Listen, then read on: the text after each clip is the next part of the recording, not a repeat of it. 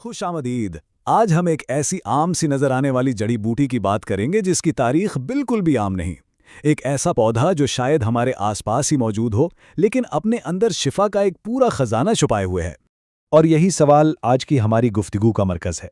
अक्सर हम जिन चीज़ों को मामूली समझकर नज़रअंदाज कर देते हैं, उन्हीं में कुदरत ने हैरत अंगेज़ ताकतें रखी होती हैं।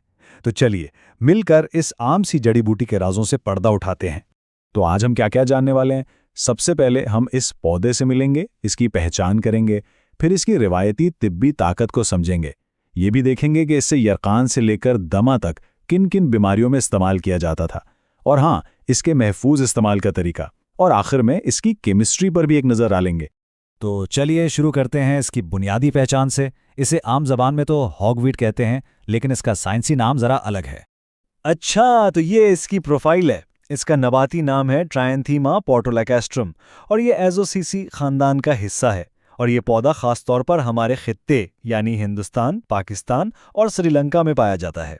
तो ये दिखता कैसा है, ज़रा तसव्वुर कीजिए। ये एक बेल की तरह ज़मीन पर फैलता है। इसके पत्तों पर हल्के हल्के रोए होते हैं और किनारों से वो दंदानेदार होते हैं, बिल्कुल आरी की तरह। और इसकी शाखों के आखिर में एक छोटी सी थैली होती है जिसमें बीज भरे होते हैं। अब यहाँ एक बहुत ही दिलचस्प और अहम बात है। इस पौधे की दो किस्में होती हैं, एक पर सुर्ख फूल लगते हैं और दूसरी पर सफ़ेद। और ये याद रखना ज़रूरी है कि दवा के तौर पर सिर्फ और सिर्फ सफ़ेद फूलों वाली किस्म ही इस्तेमाल की जाती है।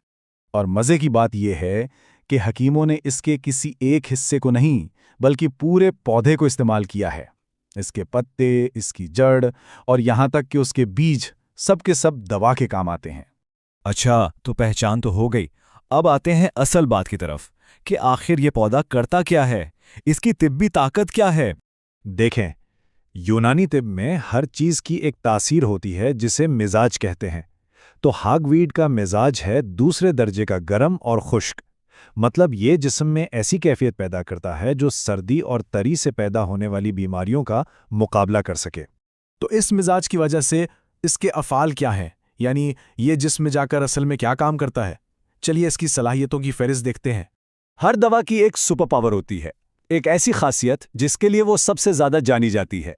हॉगवीड का नफ़े खास ये है कि ये एक ज़बरदस्त पेशावर आवर है और साथ ही हैज़ को जारी करने में भी मदद देता है। ये इसकी सबसे बड़ी पहचान है। लेकिन कहानी यहीं ख़त्म नहीं होती।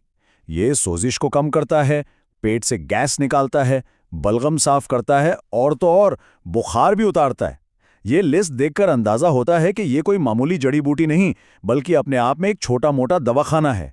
अच्छा, ये सब जानना तो ठीक है, लेकिन सवाल ये है कि अमली तौर पर इन सलाहियतों को किन बीमारियों के इलाज के लिए इस्तेमाल किया जाता था।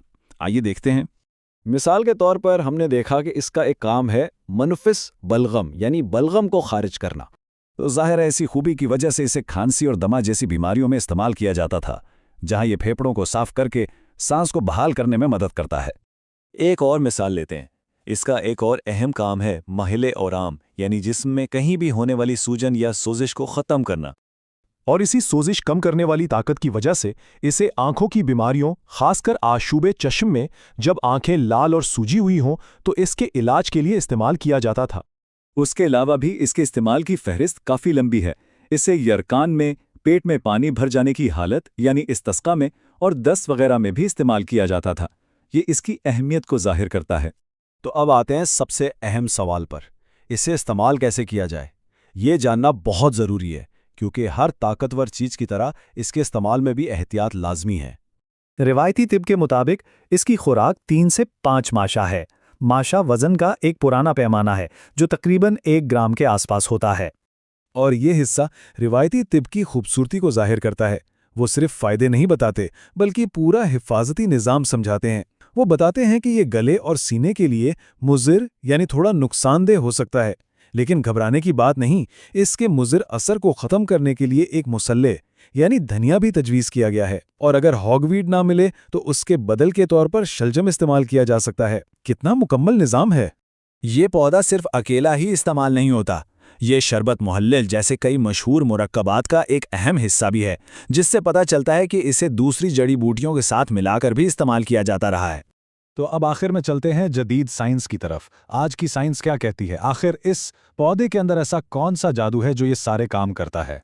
जदीद तहकीक से ये बात सामने आई है कि इसमें पिनरनावीन नाम का एक एल्कलाइड, पोटेशियम नाइट्रेट और पोटेशियम सल्फाइड जैसे केमिकल्स पाए जाते हैं। अब मिसाल के तौर पर पोटेशियम नाइट्रेट तो पेशाब आवर असरात के लिए जाने जाता है, तो ये एक तरह से कदीम हकीमों के तजुर्बे की साइंसी तस्दीक हो गई कि वो जो कहते थे उसके पीछे एक ठोस कीमियाई वजह मौजूद थी। तो हैगवेट की ये कहानी हमें एक बहुत बड़े सवाल के सामने ला खड़ा करती है कि हमारे इर्द गिर्द ऐसे और कितने ही कदीम खजाने बिखरे पड़े हैं जो बस इस बात के मंतज़र हैं कि जदीद साइंस इन पर तवज्जो दे और उनके राजों को दुनिया के सामने लाए ताकि इंसानियत उनसे भरपूर फ़ायदा उठा सके।